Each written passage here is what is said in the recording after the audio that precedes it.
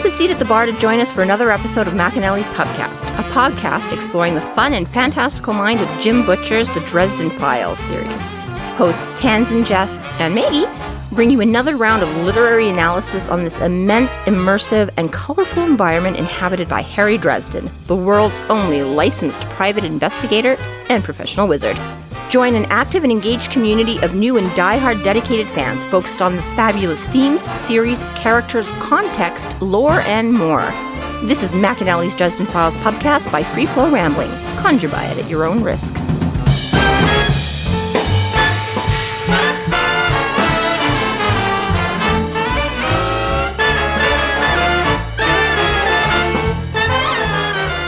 Welcome to the McAnally's Pubcast, brought to you by Free Flow Rambling. This is episode 18.3, The Thick Plottens, where we are covering the novel White Knight. My name is Tanzan, and I'm joined by Maggie. Hello, hello. And Jess. Multitudinous. Multitudinous? A formal word with meanings that relate to multitudes.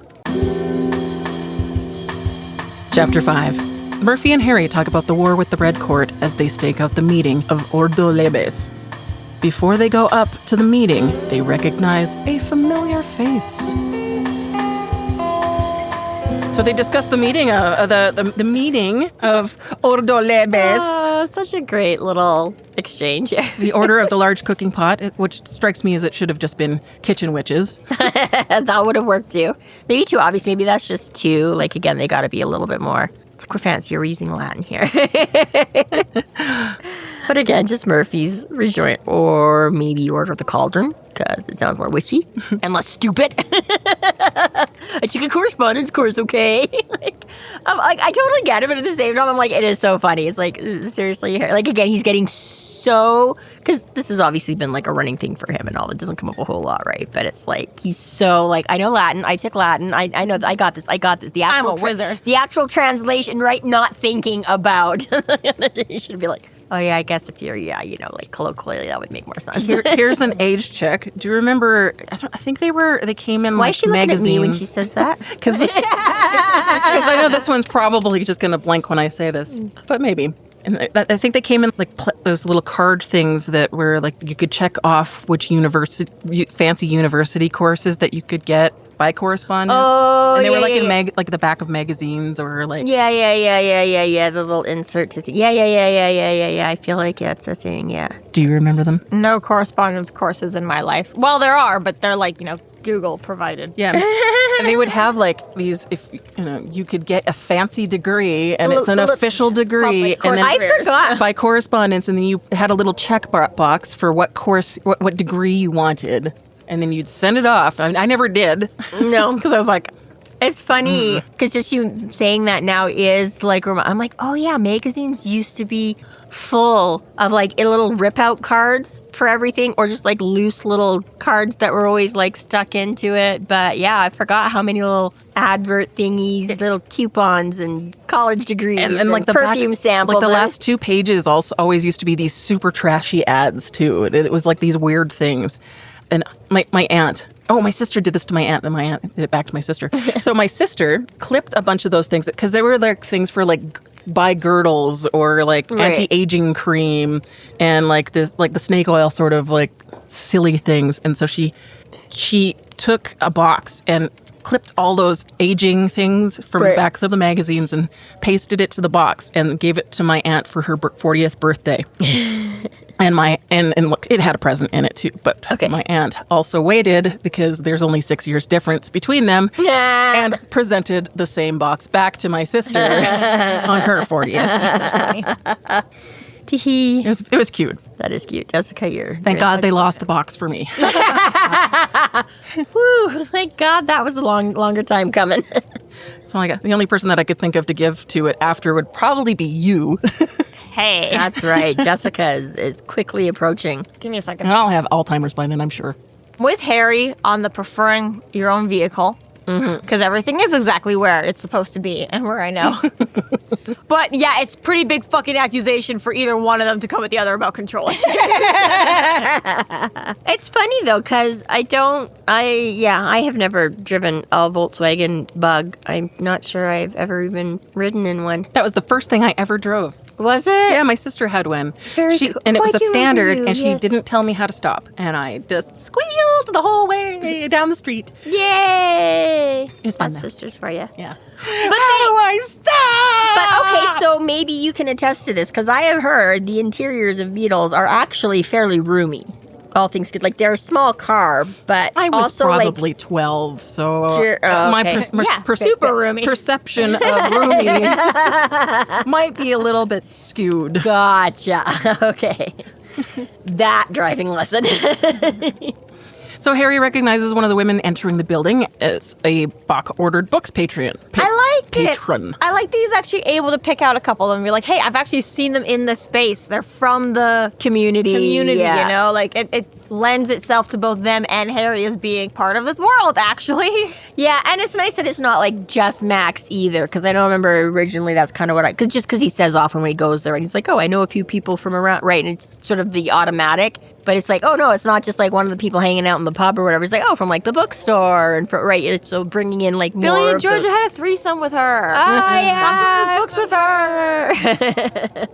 Lash has done her face like 10 times. Right, yeah, it's like, they're all I don't know how familiar Lash now. met her, but That's the one that was giving me funny looks when I was apparently talking to myself. Whoops. Whoops. It doesn't matter, because as long as like the image is in there somewhere, Lash has access to it. So he Yeah. could have completely forgotten about it, and she could still pop that person up like 100 times. How awkward would that suddenly be, though? Suddenly be like, that's my fantasy fodder right now. Now I'm really uncomfortable because this person exists. And I just thought I was like imagining somebody for like the last, and all of a sudden I'm like, He hasn't learned shame yet. thanks, Come on. Lash. that's facts. Harry, though, over that, Harry would be embarrassed. If you didn't realize he was like subconsciously. I had to laugh a little bit there, like anyone that has a Latin name for their organization. Maybe we'll wait because they'll definitely be late. And I thought, No power in the universe. what's the Latin version of our podcast? Maybe. We should consider rebranding. McAnally is Pubcastius. It was. And it sounds a little bit too much like Harry Potter. So we get these funny little exchanges. So yeah, they're like, all right, let's give it a few more minutes here. And then Murphy's like, so how's the war? And wow, Doc. what a question indeed. And then yeah, Harry's like, oh well, so we do find out after they went to Arctis Tor and pulled the forces away from Summer that they did do a smackdown, and that sent the Reds running with their tails between their legs for a little while. Oh, so quiet.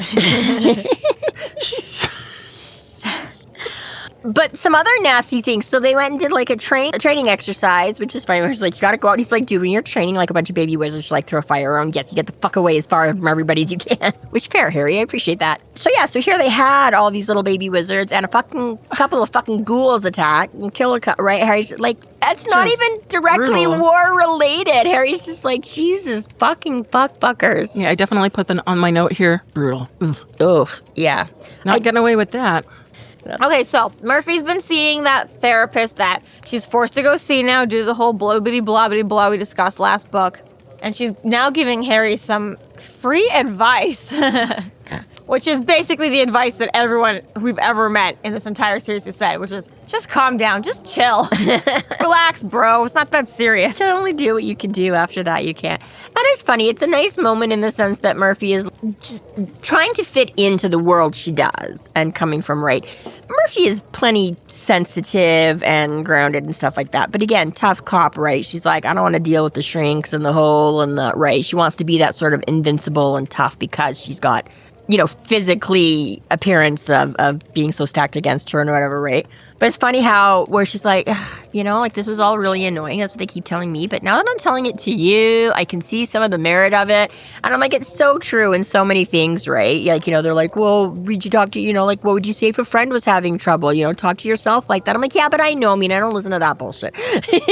Like, it's so much easier for me to tell my friend that it was. But yeah, it's kind of interesting where she's like, oh, fuck. I guess, yeah, I get more now where it's coming from. I guess that makes sense. I guess I should. It's not just pseudo-psycho babble, blah, blah, blah. Yeah, so sensitive to Harry, but also she says, why don't we just kill them all? Let God sort it out. Woo. But honestly, I sometimes Not something I was really expecting her to say, but I guess, yeah.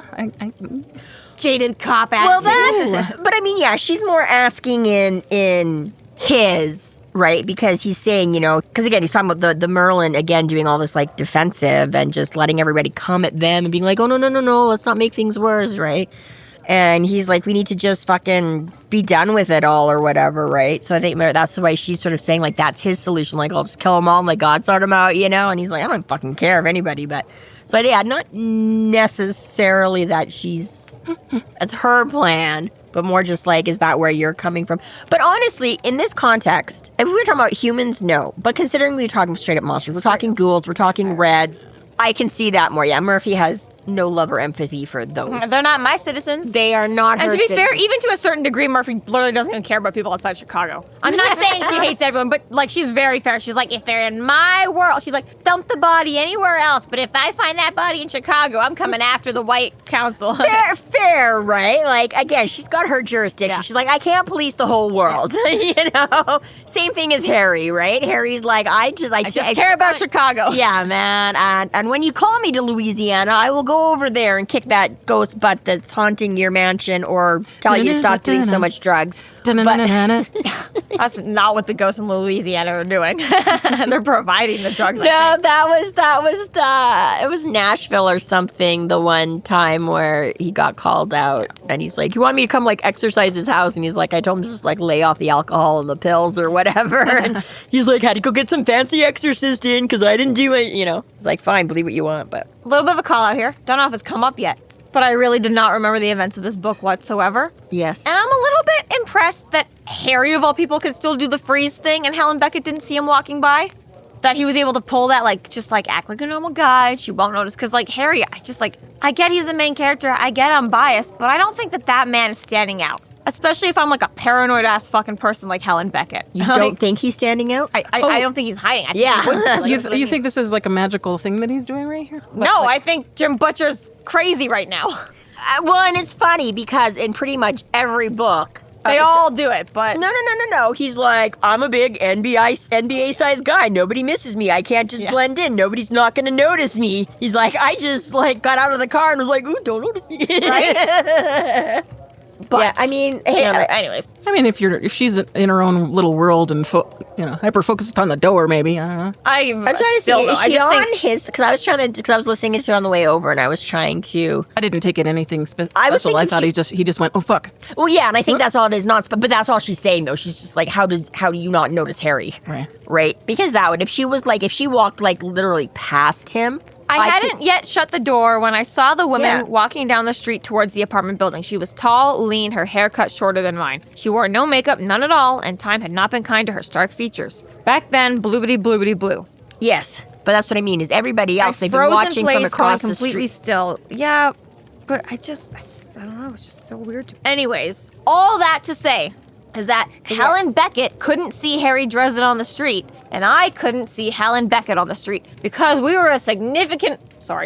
was a significant way into this novel before I was like, oh, Helen Beckett of the Victor Cells, I had who to went look it to up. federal prison. That Which Helen is hilarious Beckett. because they say He covers it all in the chapter that he introduces her in. You know who I was picturing for a significant portion of this book? Who? The lady who got killed by being chucked down a well or like fucking Trixie Vixen? Not her. Madge? Not Madge. I was picturing Madge for a long time and I was like, yeah, Madge. Elizabeth Guns. I was like, this all makes sense. This is Madge right now. I went so far into the book. And then we were doing this thing called a quiz, and you were like, how did Madge die?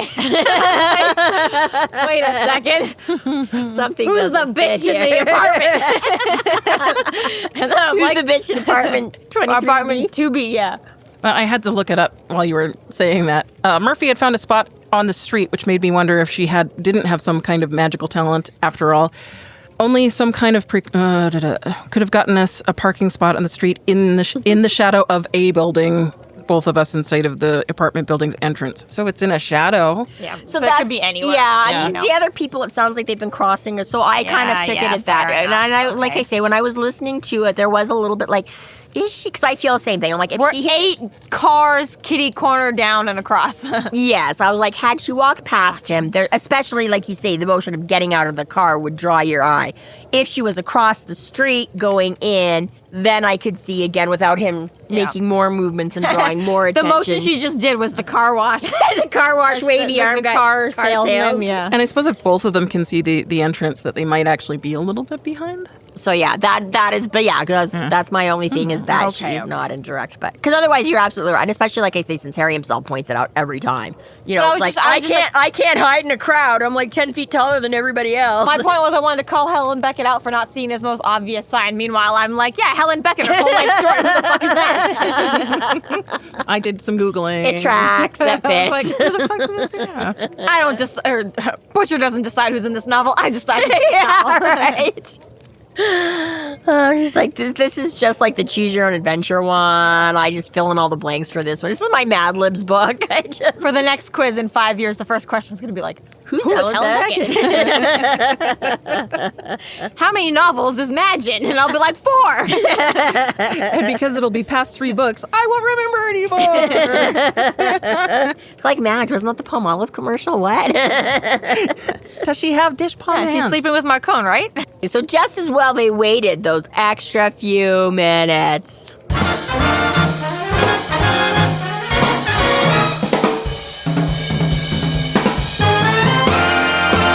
Thank you to our Patreon subscribers for your generous support. It's people like you who help us do what we do. If you're not yet a Patreon subscriber, sign up today and get a fuck ton of bonus content, kick-ass merch, behind-the-scenes outtakes, and more. Sign up today at patreon.com/freeflowrambling.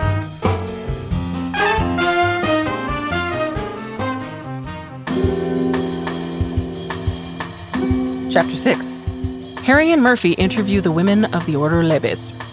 They learn that more than 20 magical users have gone missing in the last month, and that some of the victims were seen with a beautiful, dark-haired stranger. So Murphy has a theory that maybe Helen has been trash-talking Harry, and that's why people are kind of scared of him. Yeah, interesting theory. Which would make sense, she's because like- he's been putting the work in. Well, yeah, and she's like, Helen's got reason not to like you. And Harry's like, who doesn't? But right. She's like, yeah, you busted up her operation to get back at Marconi. You busted up her operation to get Quick. You send her and her husband to jail. Like, yeah, those are things most people don't appreciate having in their lives. A multitudinous of reasons for her to not. Wrong? She would have. Is that how? No. Still wrong?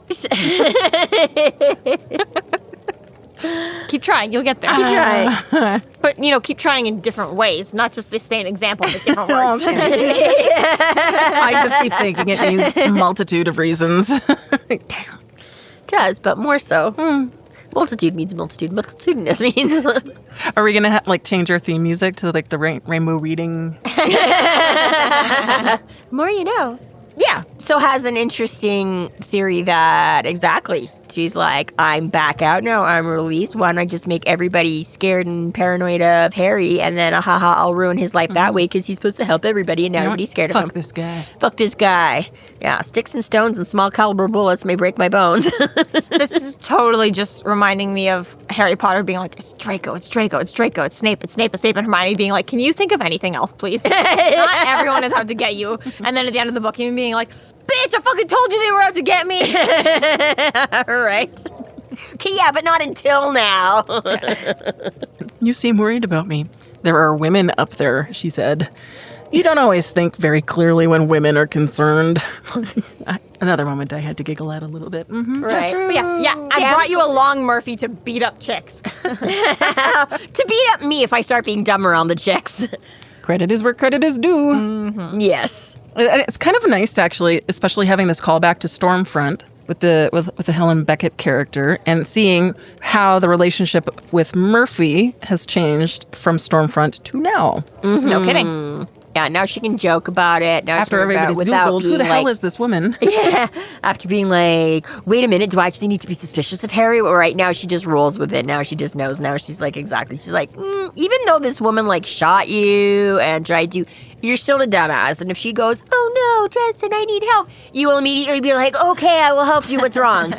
Right? Yeah, yeah. So it's cute how Here I come to save the day. yeah, it's cute. He's like, gee, Murph, why did you think I brought you along? It's like, because I know you'll be like, yeah, if I'm getting blinders on, you will be able to cut through the crap. Okay, this is very cool. The amount of information that Harry learns in the next 30 seconds. 30 seconds outside this door is actually really cool. Going through the whole, well, they've put up a ward, but it's not as strong as mine, and I don't want to be a douchebag because I'll scare them if I tear it down. So the best thing I can do is knock, and as you see a little bit shortly after that, forcing his way inside so that he's leaving his power at the door and like trying to give him that little bit of trust. Disarming himself, yeah. Totally, right? Like, it's actually really cool because a lot of this series is a wizard versus everything that's not a wizard. And it's very cool to see kind of a wizard versus a wizard and how that works and how that interacts. And obviously these guys are nowhere near Harry's level, which is also kind of sad. It took this many women working together to build a ward that's nowhere close to Harry's by himself. Yeah. But still, I do still like how this novel is very much the magic versus magic. How do those the have-nots versus the haves. And you know, obviously this is coming on the heels of now including Molly in the world too, and how her magic is different than Harry's. But Right. It's nice seeing how Butcher has written like a subculture here. Very exactly, like, yeah. a little slice of what it's like. Not just one not just brand from of his wizard, perspective, you know? too. Yeah. Especially because also every wizard we've met so far has been heavy yeah. hitters like him too. You know, they're all powerful. Mostly and white council is what we're dealing with. Harry's These guys are not. been the, you know, small fry so far. Yeah, right? Yeah. A little slice of what our world is. Yeah. Welcome. But I do like it. It's just, like you said, that subculture, that more, I don't know, like different breeds of dogs, you know? It's like for a long time, you know, you're reading a book about a husky and then all of a sudden you're like, wait, but the Chihuahuas exist. But the way that it applies to all these other dogs is like different in some cases. What does a Dachshund do? Exactly, Joe. It's I like it a lot. So yeah, but even just the thought and stuff put into this wart, so he can figure out it's so again he's like, yeah, it's not like his is, yeah, what do you say, bricks and razor wire, and this is like chicken wire, and right.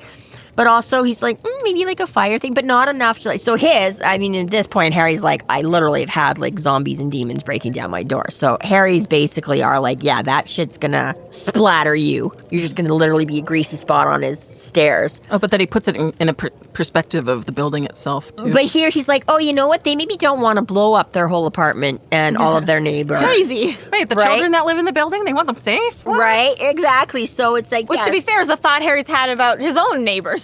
Yes, but again, he's got How big is the place? Like, how? Like, does it say Harry's? again? Like, how many people are above him? Because he's got like this big, massive thing in the bottom, but like a big, above? massive thing. This is the first time I've ever heard anybody describe Harry's Well, apartment okay, as big. I think of it as big, massive because he's got a sub basement There's too. two like that. families above him. The landlady on the main floor and then another couple with a potentially later on young child. No, it's just a young couple above that. It's just the boarding house. Okay, so it's like a 3-unit. Yeah, it's like thing. the top Okay. floor, the main floor, and the basement. I was never really sure. I had only conceived of like the bottom part, and clearly like over. Yeah. It's big to me because it's got 2 layers. It's right. It's big for a bachelor suite. Yeah. But again, then it could be the thing that, because Harry's got his own separate entrance outside and not contained within more of a building, that he can just ramp all that power. As long as you're not coming in the door, it doesn't matter what I can. Or potentially he can focus and contain or whatever to somewhat protect his other neighbors so he's not blowing up the whole house every time something comes knocking. But these guys in the middle of an apartment building, exactly. So they've taken the thought to, right, and even just all of that, like he's like, Murphy's like, why don't you just like knock it down? He's like, that'd be rude. Like, Well, they're that'd be worried. rude and scary. And I'm scary. trying to be their And friend. yeah, exactly. I'm like, wow, you don't even think of that for a second, right? You're like, oh yeah, whatever. Like he's like, oh, cute little Again, ward, right? most of the time Harry wants to be rude and scary. And is like, oh boy, let me freak you the fuck. I mean, even like It's nice seeing the shift of gears. yeah. It is. A little bit like playing politician-ish too. It is. Well, even like when he went to see Morty back in book, right? It was fun. And I mean, again, Well, he Morty, was like, he was so pushy with. But Well, now yeah. he's like actually kind of nice. well, but that's what I mean, right? Because he didn't have to worry about the invite because he's like, oh, Morty's been doing business out of his house. So that kind of buggered up. So he's like, it is, right? But it was something so stupid. Morty just wasn't paying attention. And Harry just walked in past him while his back was turned. And he was like, whoa, big mystical magical. I just appeared out of, you know what I mean? And like, exactly. He's all about trying to make them unsettled. Catch 'em off guard. Yeah. Off-putting in the hole, exactly right. Whereas here He's clearly rude because the guy already suffering from anxiety. Like, poor Morty, man. I mean, he's redeeming himself a bit. We saw in last book, but yeah, Dresden was just annoyed with him at the time because he's like, you're just fucking like sell out and whatever. He's like, you actually kind of deuce me, but you're not. But anyways, It's interesting to see all the ways that Dresden has these like multitudinous ways of developing his approach depending on where he's coming from and who he's talking to and the investigative approach. Go fuck yourself, Tanzan. I still don't hear the difference. No, you actually had it, but I don't want you to use yours, so yours. touche. Never put me to task with the word of the day.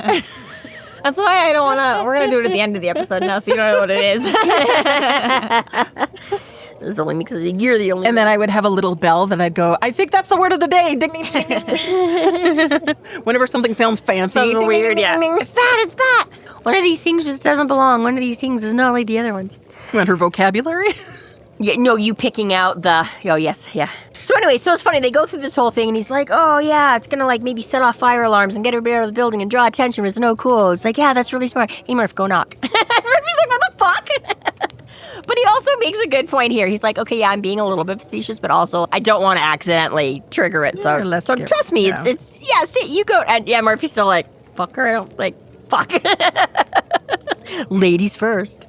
I like Abby. She's cute. Oh my god, she is the cutest. I just love her. Her and her little dog, too. Toto. So yeah, you get an interesting, like, what? As Abby keeps saying everything before they... This is just another really cool one when you come across these lower level magic people. And we had way back when Lydia, who could, predict the future, and, nobody believed it, but it was kind of Cassandra's tears versus this, like, she can see, like, 3 seconds into the future and doesn't dare try any more than that. And as Harry later explains it to Murphy, she's trying to keep track of what has happened and what will happen and what she thinks will happen, what's most likely to happen. Like, yeah. It's cool. That's a lot going on. It is, because again, you don't think you're like, ooh, if I knew the future, if I knew it. But you're like, yeah, that's actually fair. Actually, if you stop and think about it and break it down, again, anybody with an ADD brain, you're already going 5 miles ahead of, right? You're already saying like the last sentence of your paragraph, and it went in your head, but nobody else has heard the start of that paragraph, so they're like, what the fuck are you talking about, right?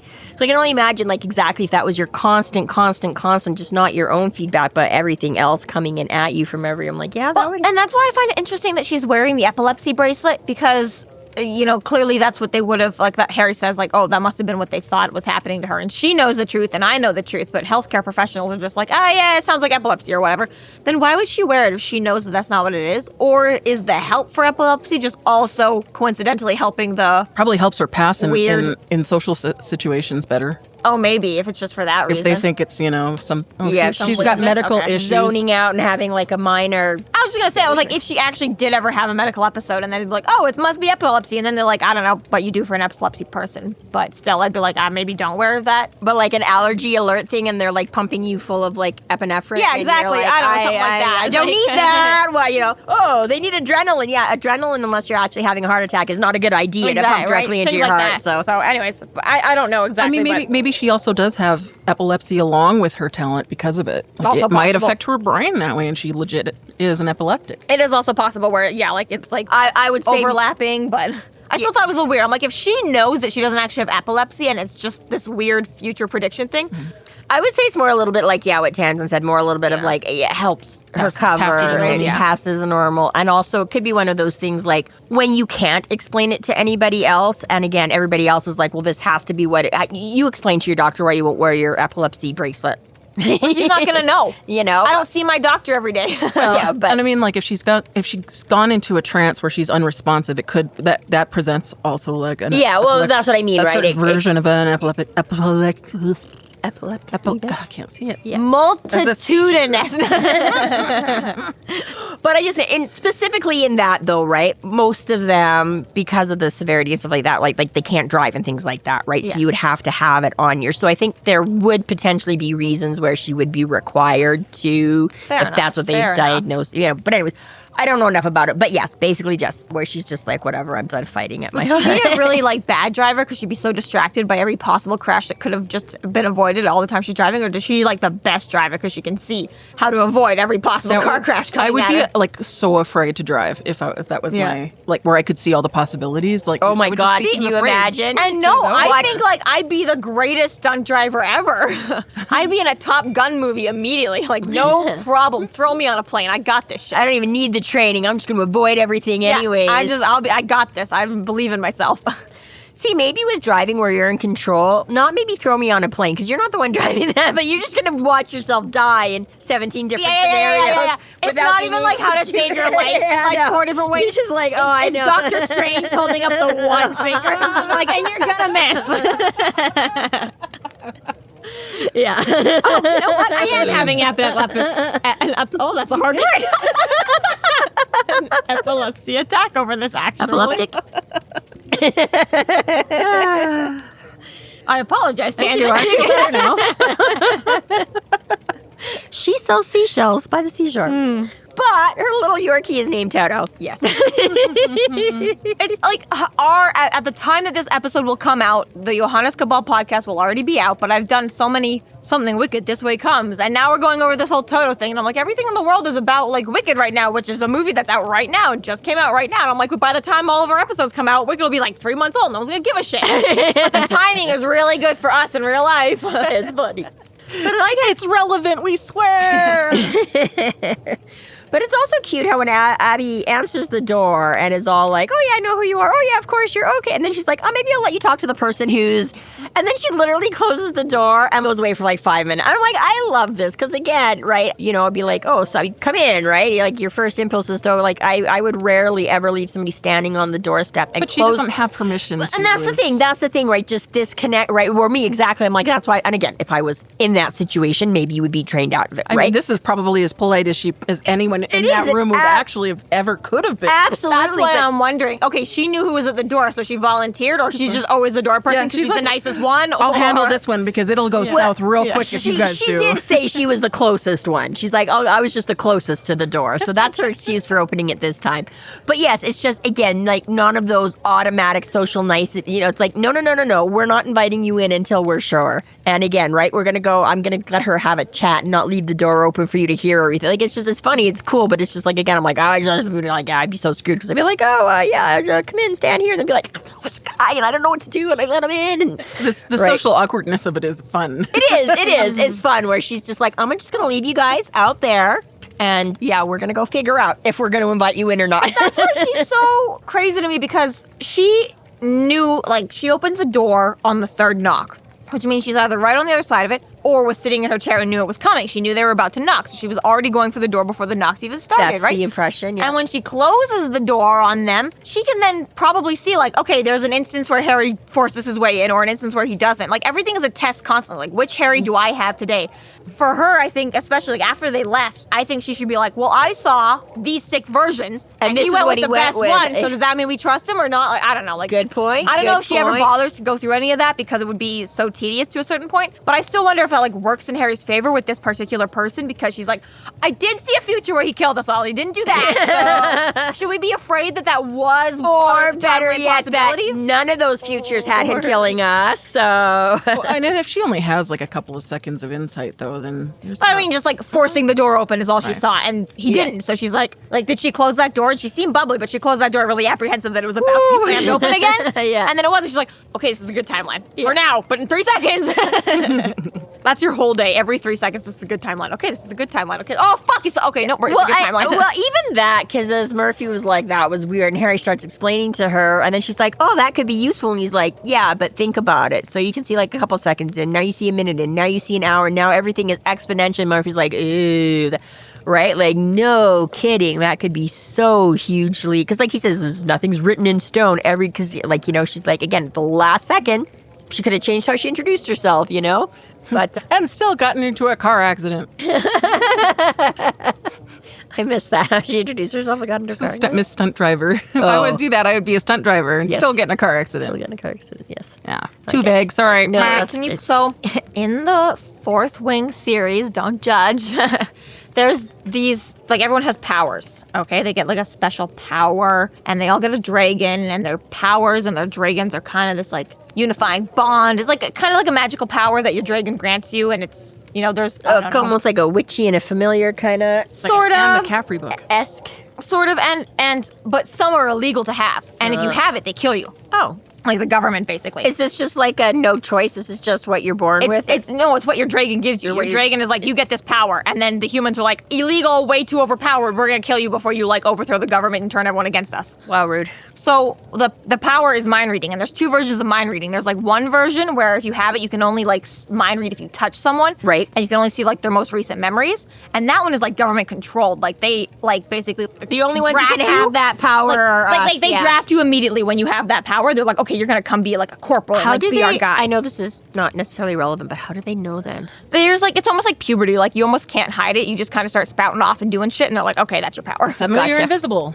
Pretty much, exactly. Yeah, but like mind reading is you know, you're good little brainwashed peons, and you tell your teachers that your powers are coming through, and you can, you know, read your friends' minds or whatever, you know. Yeah, okay. But the second version is like the mind reading where you don't have to touch them and you can basically go through their memories and do whatever the fuck you want in there and totally mess it up. And those are the ones that they kill immediately because then you're going to have regular civilians walking around. Not civilians, you know, not everyone gets a dragon, but still, these students... Anybody and everybody can whatever. Have access to whatever the fuck they want. Exactly. So the point is that those are the ones that get killed right away. And so part of the reason too is like the kids start going insane. Like you getting like, when you start so like puberty basically, you're getting so much information right at once. You start basically epileptic or whatever in the middle of the classroom, the hall, whatever. And then basically the teachers execute you on the spot. They're like, oh, your signet's coming in. Boom. Oh, jeez. And so in like the first or second book, I don't even remember, that's what happens. You see a kid come into this power and they execute him on the spot. And the whole student body's like, yo, what the fuck? And everyone's like, oh, well, it's dangerous. And this is why. And the students are like, oh, okay.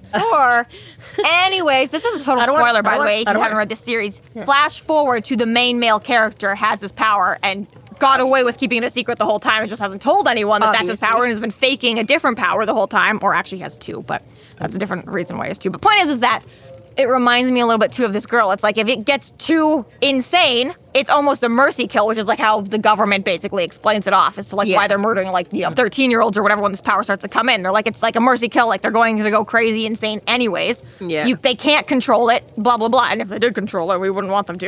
Yeah. Right? But it's kind of that same thing here with Abby is like what it reminds me of is it's a blessing to have only the 3 seconds. Only a very limited, because otherwise, like you said, like Harry says, 1 minute, 1 hour, it's too fucking much and you're gonna go. Which is probably why the gatekeepers... And that's why I feel like the gatekeeper is Abby times 10, but he can handle his shit. And yeah. Possibly because it has more power, ended up learning more techniques to deal with it, whereas she probably also doesn't have the resources to as much education on it because it's kind of just like, how far can you go? Yep. You're fine. It's kind of nurture versus nature, you know, in both aspects, the gatekeeper had an advantage. Yeah, she's not white council. Well, neither would have the gatekeeper in the beginning either, but I kind of suspect sort of... There was some privilege there. Well, no, but I kind of get the feeling that sort of the culture that the gatekeeper would have come from lent itself to this different sort of understanding of the universe. Well... That from the get-go, whereas, too. You know, Abby thrown in the middle of Chicago in, you know, mid-90s or whatever. She's probably born 80s. Yeah, somewhere around that. Like, I don't know, what does it say? She's in her late 30s or something when she answers the door, so for early 2000s. Yeah, 70s even. They wouldn't know either. He started, but obviously, like Demore and stuff like that knew that Harry and Elaine were going to come into more power. He knew they weren't going to be just like Abby's. So the gatekeeper, again, even though he still had to earn his way onto the White Council, but I think he knew he was going to be more of a full-fledged wizard than Sorry, to that expectation, I agree. I just meant more of this, he still would have the extent or whatever is probably not, you know, how it started out. He probably wasn't seeing, you know, 100 years, 10 years, whatever it was from the get-go. Yeah. I feel like that was, you know, a developed craft over time to, you know. Yeah, but that's part of what I mean about why he's able to handle and does more is because he is better suited to that, whereas she is not, so that's all she can. Yes, that was more that, he has the capacity to expand into that. Wizarding culture is so weird. I kind of almost to a certain degree, I get like, okay, first of all, they just don't have the bodies to track down random magical kids. But like, just how many fall through the wayside because they're not big enough to like show on their scale anyways? If you're, you almost have to become a warlock for them to even care. Because if you can't accidentally become a warlock, we probably don't want you anyway. So like, Well, I was going to say, like, just at least my impression from reading these books up to this point is that you start off with more shut doors than open doors. $100 That is a billion. good way. I mean, Yeah. unless you're that's- born into it and stay into your family members stay alive. I know, that's why it's weird, because Harry implies when he's talking to Charity or Michael or whatever, but he's like, well, normally it's like kind of passed through bloodlines, but like we don't understand it entirely, and it does come from like outside sources, and we don't know literally anything about anyone else's family. Literally at all. We know the Carpenters and we know Dresden. That's literally it. We don't know fucking Elaine's deal. We don't know Orphan, obviously, but So yeah. Also sounds a little bit like they treat these people that are the lesser thans, like squibs are in the Harry They Potter do, world. and that is part of what Harry's piss off has been through a lot of this too. He's like, yeah, if you're a have-not, he's like, you basically don't exist, Yeah. and which is why he's. they're not trying even supposed to tell them about the council that they can't get into. It's not even, Yeah.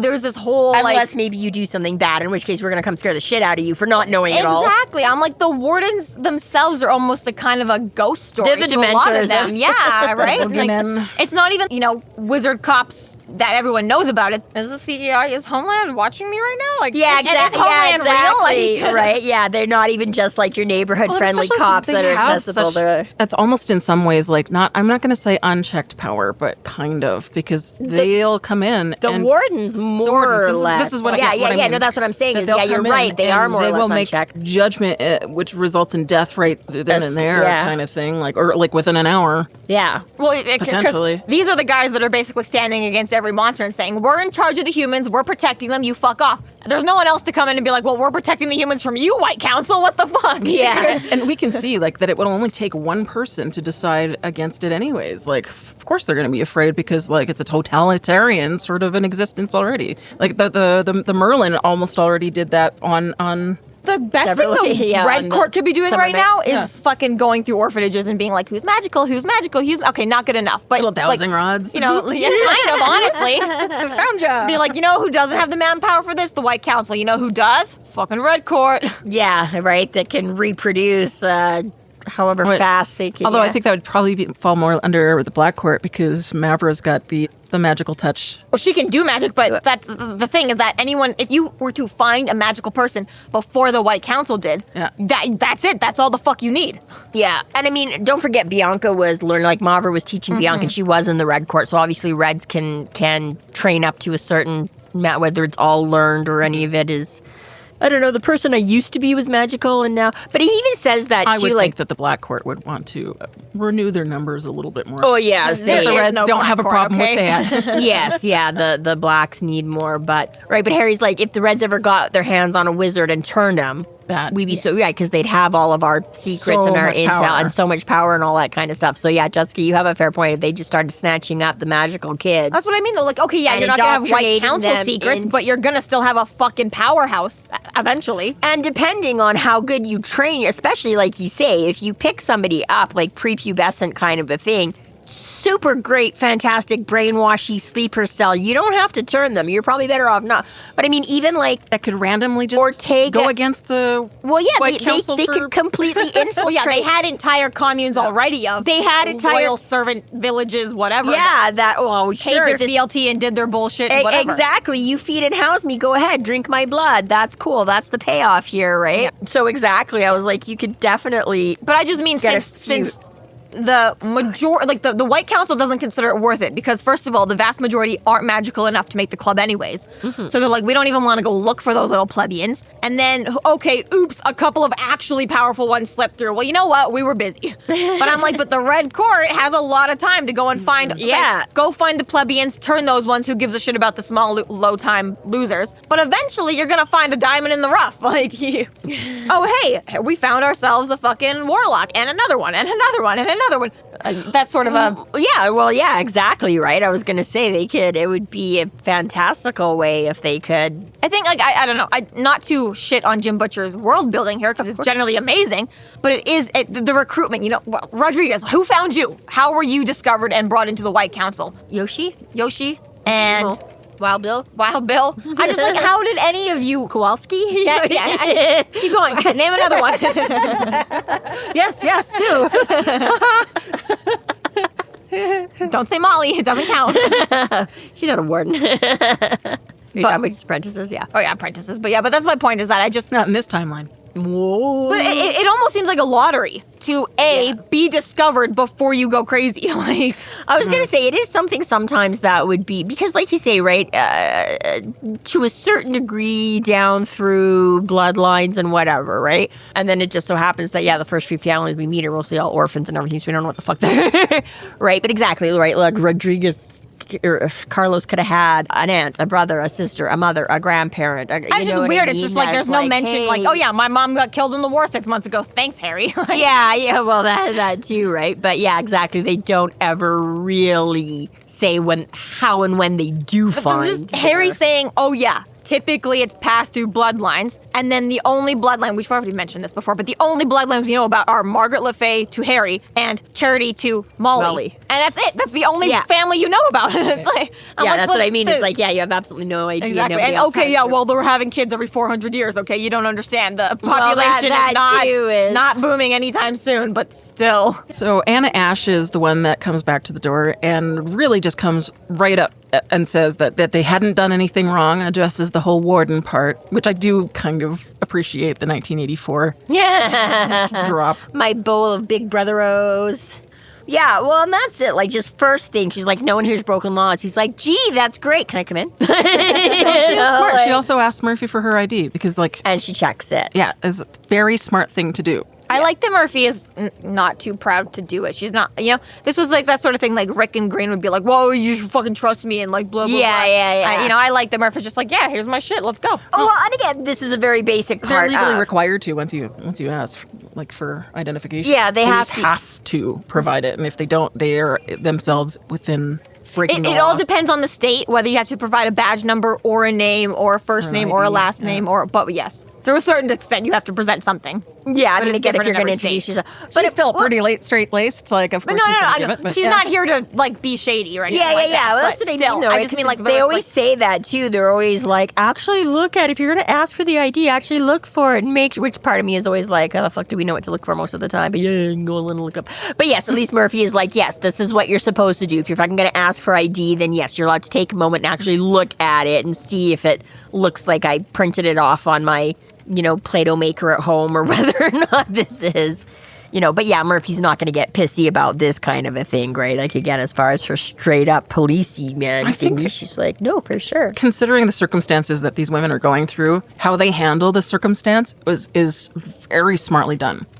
Yeah, and she does. She has this conversation and she finds out. I mean, yeah, she's a little bit prickly to start. But again, in all fairness, they don't know. Like, again, all of a sudden they're all hush-hush. Things are happening. And then somebody just shows up the fuck at your door, right? How did you know? Why are you here? What do you do? So I get all of that. And then even when he sort of says, right, when he starts saying, I know shit's going on. I'm here to help and all that kind of stuff. And she's still like, but the level of Murphy, like, that's when she steps into. And she's like, hey, like, again, I get you don't know him, big scary guy. I'm another, like, woman here. I'm a cop. I'm like, dude, he's on the up and up, right? Like, again, I think it helps Harry's credibility that way, too. Not just to keep Harry out of trouble with the women, but to also show to the women that Harry's not as much trouble and not as much of a threat, right? She's like, I'm not here to fuck you guys over. And even like you say, like, they must have some idea because Abby is, of course, we know who you are. So they've heard about Murphy and stuff like that, right? They obviously, again, if they're that familiar with Harry, they've probably seen some of the SI cases that Harry has helped out with the police, right? So, yeah, I think, like you say, just gives him that extra step of, like, credibility and whatever to have Murphy there backing him, right? It's like she's not likely to stab you in the back. It was a good choice for him to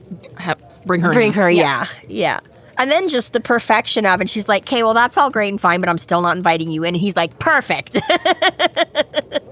Oh, like, again, let me disarm myself in a dramatic, fabulous way. Well, and that's just it, right? It's like, I'm being rude and I'm coming in uninvited, but it's also the best, politest thing I could possibly do because I have just unarmed myself. Well, and the fact that both kind of Harry and Anna acknowledge, like, they're both aware, you wanted me to do this. And you talked me into doing this, but I knew what you were doing and I accepted to do it. Like, I don't know, it's a weird dance, but I don't know. I like that kind of everyone knows what happened. It's not like Harry didn't trick anyone. She didn't trick Harry. it's all on the level. It's like, I don't know, they kind don't of cat need to and mouse overtly. game, but Yeah, exactly. They're all in the know, so they don't need to spell it out, right? But exactly, she makes that point of like, okay, well, Yeah, cool, I'm not that's inviting you great. in. Sure, maybe you're, but yeah, if I'm you not. find a way in, oh no. And then exactly him just being like, perfect. This is one more way for me to prove that I'm not here to hurt you guys. So, yeah, fantastic. And then she's like, how'd you know the wart didn't blow up?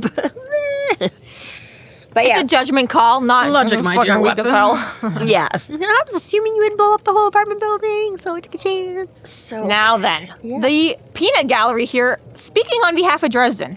That's interesting. Two of them speak up for him. the Pinot. Yeah, the fact that Helen is the one that was one of the one that vouches for him is like, okay. Well, I was gonna say, and again, that's one of those things. You And can- only kind of, though. It's I like, mean, I yeah, take it almost kind of defeated. Like, well, he's here now anyway. So. Yeah, I mean, again, she's not like, I'm not saying he's gonna do us any good. I'm not saying it's good, but basically, yeah, like if he gives his word, I've seen. He testified against me in court. He didn't lie once. Yeah, exactly, right?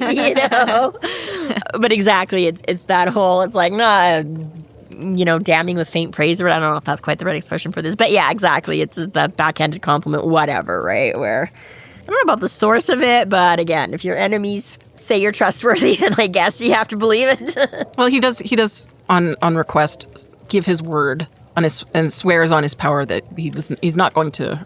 Yeah, okay, fine. Harm You're them here, in you're any butting way. your way in. Let's just take it all the way. So, yeah. Which I don't know, can you swear on your power if you've just left it all at the door? But yes, this big here, because Harry said it before, you go around breaking promises. When you've got power, it erodes and diminishes that. So, yeah, it's not just like, you went back on your word. It's like, no, Harry has to take this shit seriously. It can have, like, massive ramifications for him. What's the companion name of a matron? Is it just master? You know, like the There's master, mistress. Yeah, I suppose, because the master of the house, and then the mistress of the house. So I suppose if the Mary would be the matron of the house, I guess. But like just a companion, really. Well, yeah, but you like No, in the word though is like the title is what Yeah. she's. Yeah, like in the States, they have these like matrons and whatever the male version is for jails, and it's like they're kind of cops, but they're not really cops. Wardens? And they're there to be like, like if a bunch of like male cops arrested a girl, they'll bring in a matron, and she's not really a cop, but she's kind of a cop. Okay. Right. And then Yeah, she's yeah. there to be like the woman in the room.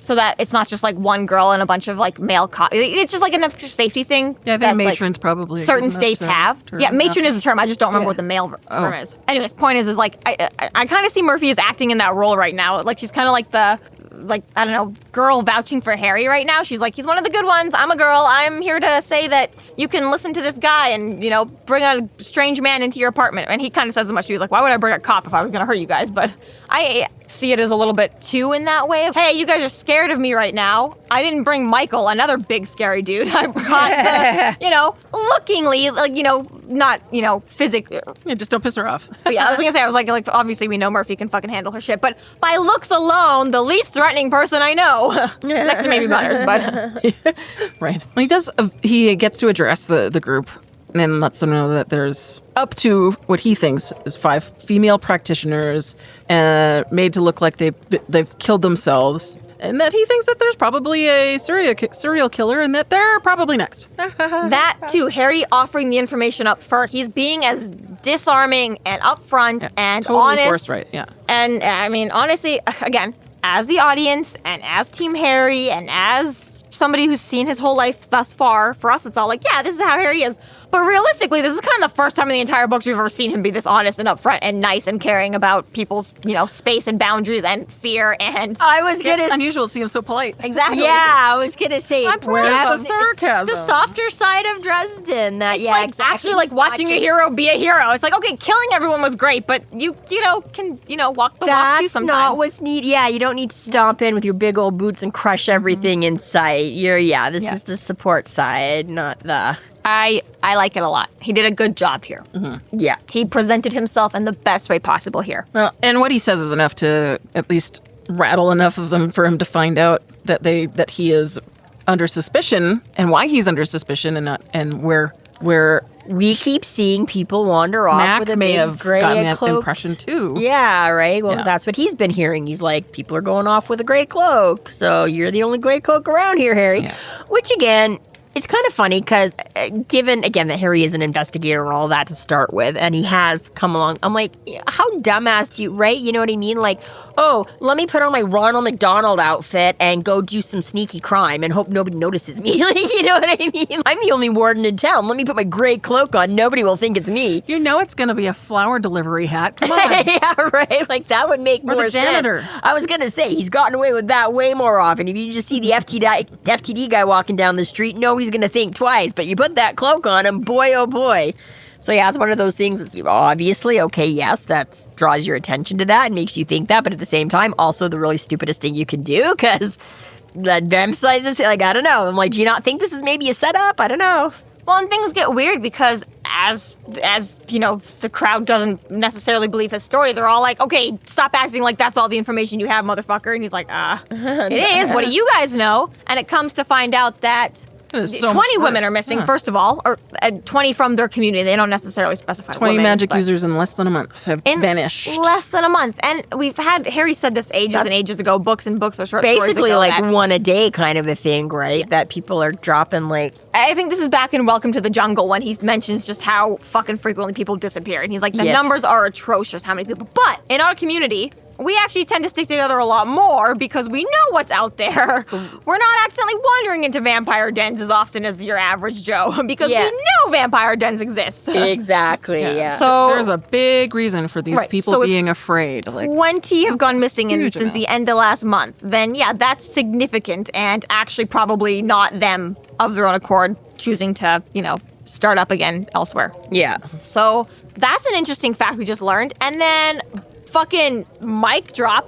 They were all last seen alive in the company of a tall man in a gray cloak. And then, oh my God, all the dominoes fall. Mm-hmm. Because Mac himself was like, was it you? Mm-hmm. And then Harry's like, oh, and you guys think it's me. And it's like, finally you start to see this like, oh, no wonder no one's coming to me specifically for help like they have for the last several years.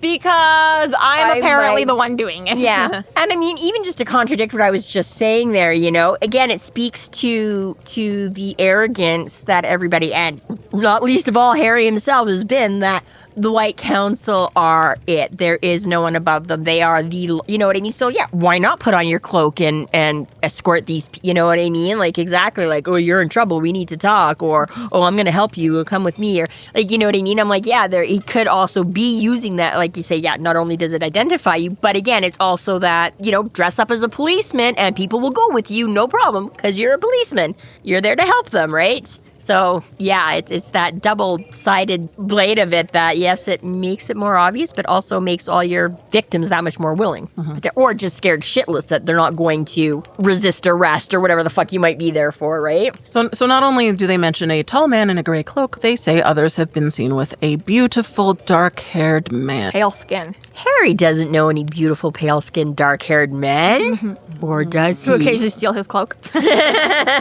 Or his duster. Or his sandwiches. So, yes. So, yeah, it does kind of sound like a warden's being described here. Yeah. Thomas and Harry, what have you been up to? So, is it an impersonator? Is it actually one or the other? Is it just a coincidence? Cowell was described as being fairly tall, and he's Black Council, more or less. Harry's, you know, determined. Yeah. I mean, this really could be anybody, but it's also that they have been seen in the magical community before. But exactly. And Harry has been impersonated prior as well. I was going to say, his face has already been used. It's not used. that hard for shapeshifty demon things to, if you're going to change your face, you can also change your height, like, you know. And again, he automatically assumes that's what the first thing that happens. I'm surprised he's not shouting that this is what's happening now. Somebody's got my face again. But more to the point that, you know, supposedly everyone knows Harry's the only warden in Chicago. This is his base. He's the one. There shouldn't be other ones like him walking around. So he compares some of the names of the victims and finds out that nobody actually really knows who Jessica Blanche is. They know the other ones, but so that one is still, a mystery. Still the odd man out. Still doesn't fit. And and Anna knows the names of all of them too, right? Harry's just come across a couple, but Anna is right. It's not just that people we know, people that right. She actually can name all of them too. It's like oof. Yeah. And I think one of the other things that he does that is wise is if he does find out that it is a warden that's doing things, that he will personally take care of it. Yeah, we don't want no dirty cops on our payroll. I'm not standing for that. Not in my house. So they get kicked out right before something interesting happens. I just realized that they actually use this. Some of these things are not like the others. Some of these things are kind of this. Yeah. I just did that earlier. No, you probably stole it. I would say that, but to be honest, I hadn't finished reading this chapter. So That one's mine, bitch. that one was mine, bitch. Yeah, another one of those lucky moments. What happened? Okay, well, that's it. Time to go, everybody. Thanks for coming. But before we do get to that, they sort of touch on the possibility of, this sounds like somebody we know. I like that Harry is loyal to a fault. It's not Thomas. Even if in his head he's like, there could be doubt. But out loud he's like, it's not fucking Thomas. 100% I trust my brother who wouldn't do it. Good job, Harry. You're a good brother. Something's weird's happening, but it's not Thomas's fault. Yeah. And I mean, again, it's fair. I'm like, well, everyone's jumping to conclusions and assuming it's me and I didn't do anything. So, you know what? I'm not just automatically going to jump to conclusion and assume it's Thomas. Just be like, And you literally just dealt with magical all last book. Like, there's a lot of pale, beautiful vampires in the world, okay? yeah, right? Like, I was going to say, There's got to be a few brunettes out there. Thomas is the only, dark-haired, the good-looking guy. main ones all live in Chicago or right around it. It takes you back to, like, book 4. It's like, you all live in Chicago. She's like, no, Laura. And she's like, no, we have houses all around the world, dumbass. This is, when we're in Chicago, this is where we're at. We just happen to be in Chicago all the time. I don't like to travel. This is a lot. Again, it's that whole Sunnydale thing. It's just that nexus. Everyone's willing to come to me here, so it works. Right. Harry's like, boy, wow, good thing I picked Chicago. Yeah. Or did you? Or did he? Or is there a reason you were drawn here? Good point. Harry does start to feel this anger that Thomas might be involved, and so he decides to ground himself in the sidewalk, and just as he does this,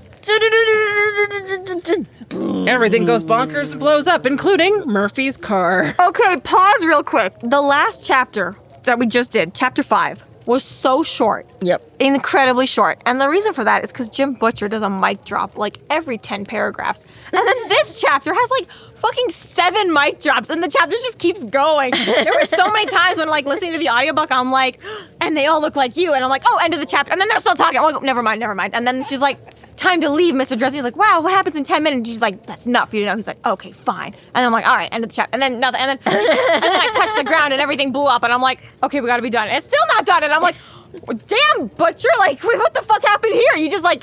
The editor's like, okay, we have to not have this have 72 chapters. Literally. Let's just combine some of this, okay? Please just cut a couple. I mean, in all fairness, the car blowing up is the end of the chapter. It's not like everything blew up. He still monologues a little bit afterwards. Whereas a lot of the time, Butcher is always like, mic drop. Okay, we'll explain it in the next chapter. Yeah. This one, he does the explanation in the chapter where it happens. Yeah. It's not his style. He must have been feeling sick that day. Yeah.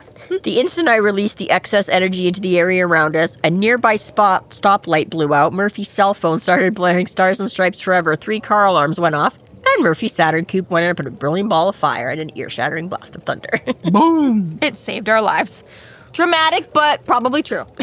How many times is somebody going to try and fuck with your car, Harry? At this point, I think you are safer just taking a random taxi every time you leave the house. That is not trackable. But see, that's also the kicker, is it's not Harry's car. This time, but it's still like if people knew he was traveling in it. Obviously, he was being watched, whatever. Yes. The point is that I think at this point, Harry has to accept that always having a brand new taxi that no one knew was going to be his ride next, showing up as the safest mode of transfer these days. If there were guardian angels in these books, like, poor Harry's guardian angel. What do you mean if? There are. There definitely are. We've already established that's who Michael has looking out for. His guardian angels in the background just shaking. Yeah. The reason Harry doesn't have one is the Carpenters have 20.